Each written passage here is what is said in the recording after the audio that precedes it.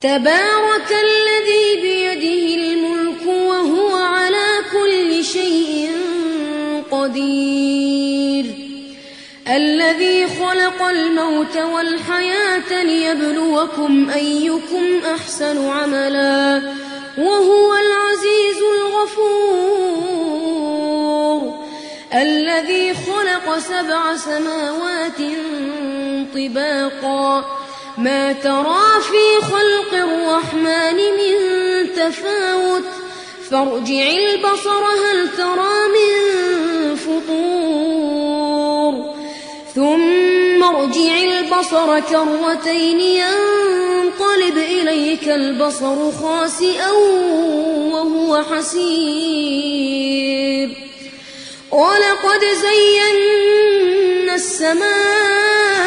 الدنيا بمصابيح وجعلناها رجوما للشياطين وأعتدنا لهم عذاب السعير وللذين كفروا بربهم عذاب جهنم وبئس المصير إذا ألقوا فيها سمعوا لها شهيقا وهي تفور تكاد تميز من الغيظ كلما ألقي فيها فوج سألهم خزنتها ألم يأتكم نذير قالوا بلى قد جاءنا نذير فكذبنا وقلنا ما نزل الله من شيء إن أنتم إلا في ضلال كبير وقالوا لو كنا نسمع أو نعقل ما كنا في أصحاب السعير فاعترفوا بذنبهم فسحقا لأصحاب السعير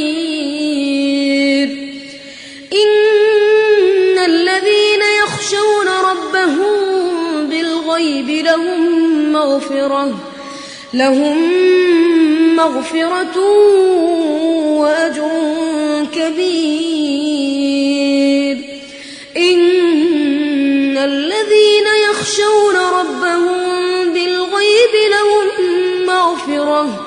لهم مغفرة وأجر كبير وأسروا قولكم أو اجهروا به إنه عليم بذات الصدور ألا يعلم من خلق وهو اللطيف الخبير هو الذي جعل لكم الأرض ذلولا فامشوا في مناكبها وكلوا من رزقه وإليه النشور أأمنتم من في السماء أن يخسف بكم الأرض فإذا هي تمور أم أمنتم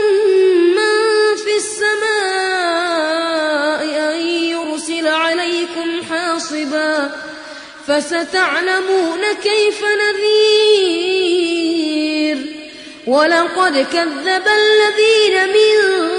قبلهم فكيف كان نكير أولم يروا إلى الطير فوقهم صافات ويقبضن ما يمسكهن إلا الرحمن إنه بكل شيء بصير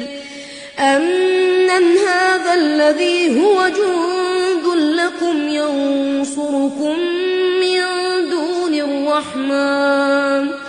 إن الكافرون إلا في غرور أمن هذا الذي يرزقكم إن أمسك رزقه بل لجوا في عتو أفمن يمشي مكبا على وجهه أهدى أمن يمشي سويا على صراط مستقيم قل هو الذي أنشأكم وجعل لكم السمع والأبصار والأفئدة قليلا ما تشكرون قل هو الذي ذرأكم في الأرض وإليه تحشرون ويقولون متى هذا الوعد إن كنتم صادقين قل إنما العلم عند الله وإنما أنا نذير مبين فلما رأوه زلفة سيئت وجوه الذين كفروا وقيل هذا الذي كنتم به تدعون قل أرأيتم إن أهلكني الله ومن معي أو رحمنا فمن يجير الكافرين من عذاب أليم قل هو الرحمن آمنا به وعليه توكلنا فستعلمون من هو في ضلال مبين قل أرأيتم إن أصبح ماؤكم غورا فمن يأتيكم بماء